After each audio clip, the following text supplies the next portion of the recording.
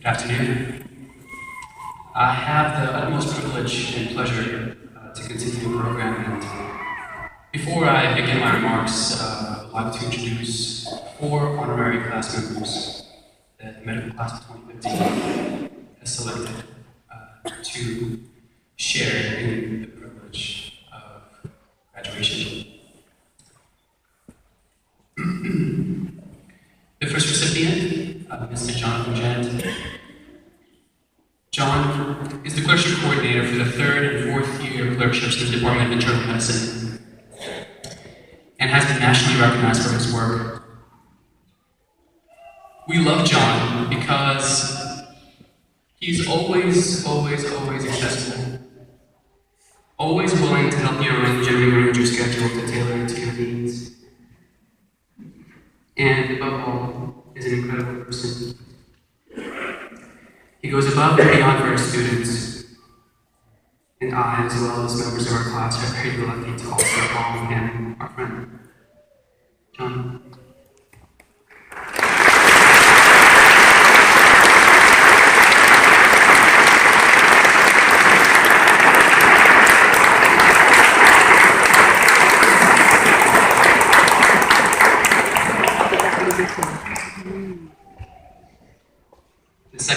The second recipient, Julie McDaniel.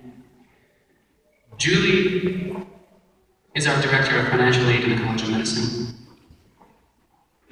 In a medical education world of ever-present and escalating costs, Julie is an anchor that helps keep us sane, as one can be in medical school.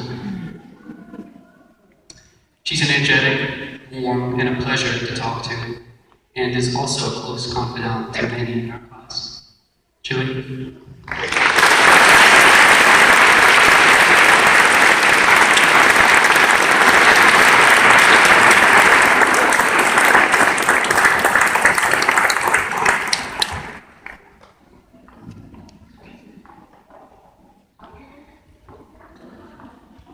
The next honorary class member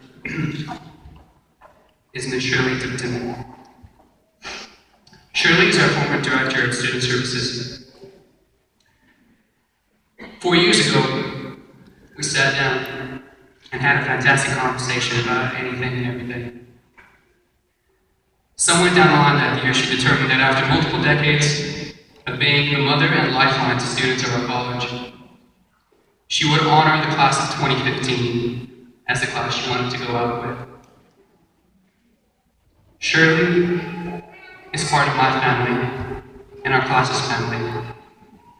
And today we are very fortunate to grant her wish as an honorary class member of the class of 2015. Shirley?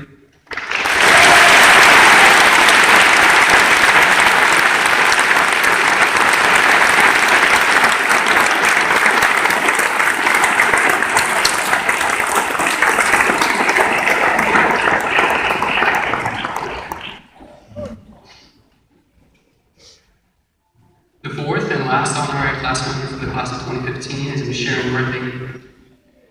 Sharon is our sugar boo. Quite literally. Her absence in the hospital cafeteria part of this past year was felt strongly. No matter how hard a day, Sharon always had a smile on her face, waiting for you as you check out through the line. She's genuinely caring and a giving person who, with her warm greetings and personal conversation, has helped put a smile on many of our faces during some of our hardest days in the hospital. Sharon?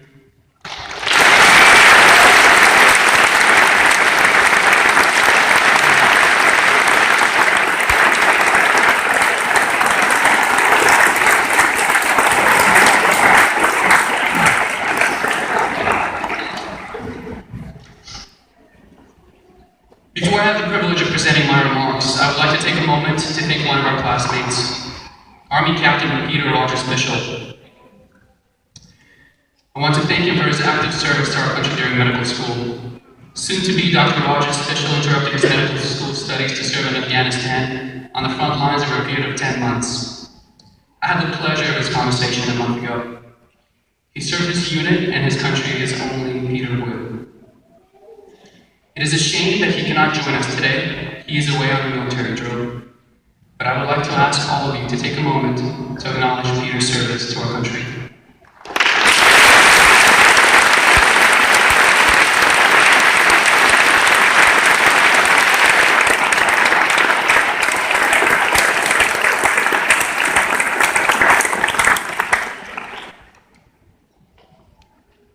Physician, heal thyself.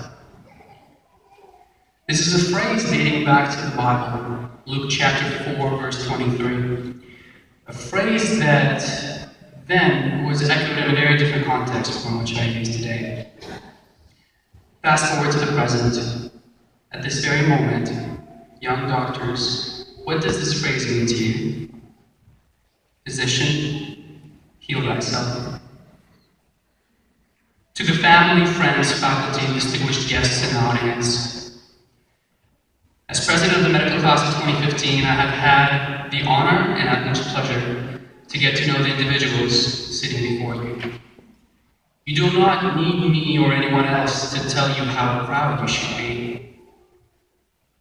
We entered medical school seeking the foundation of essential clinical skill and reasoning that we will collectively use to help improve the quality of millions of lives in this country and around the globe. In the audience before you, there are dozens of future pillars of your communities. Scholars who will attempt to take medical science to new frontiers.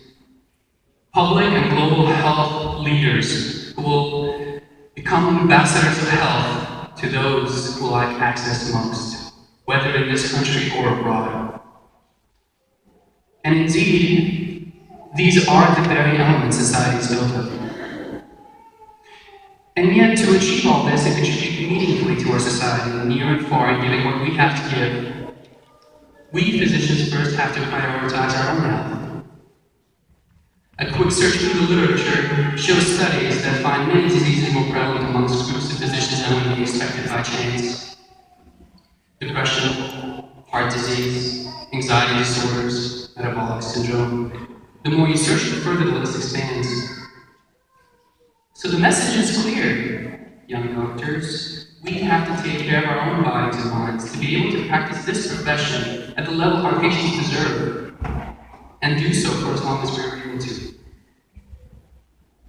Now, it is said that details of the spoken word are weathered away by the passage of time, and an overarching message there remain. So again, I say, physician, heal thyself. There is, however, a second and third part to this that I hope to add to your vernacular. And that second part is to embrace the ordinary.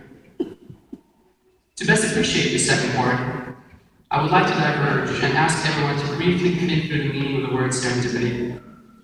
I agree with the researchers at the University of London who believe serendipity to be more than a happy accident. They define serendipity in the following way.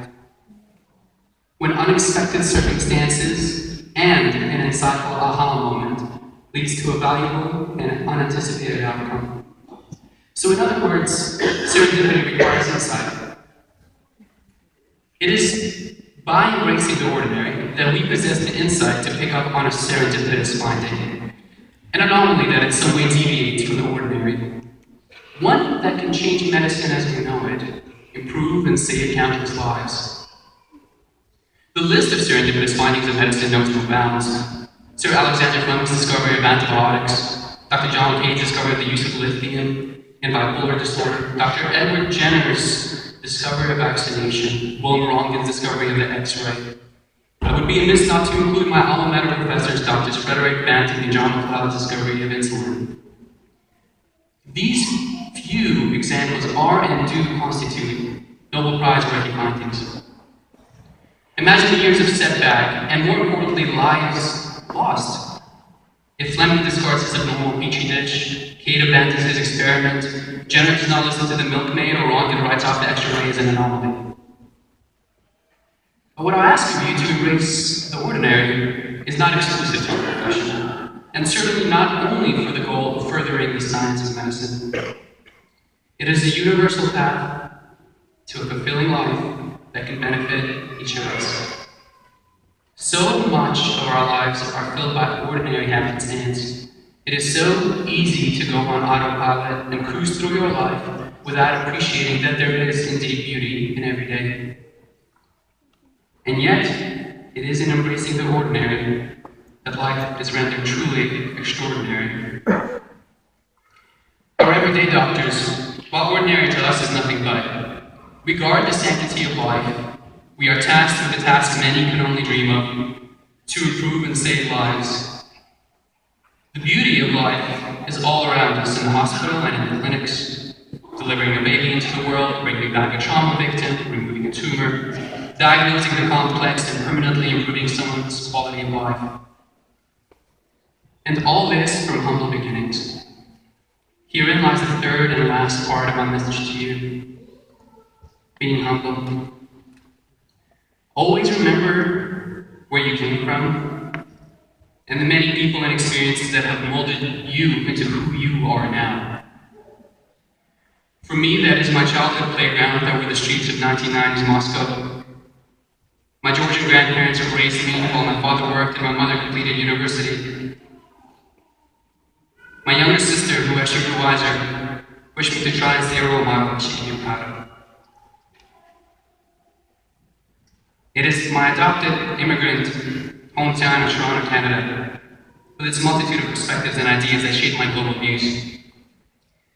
It is the uncanny warmth and caring spirit of my second home that is Kentucky, and its people that I love. It is my greatest teachers of life in clinical medicine, the people afflicted with disease. So, young doctors, what are your beginnings? Who were and are the influential people in your life?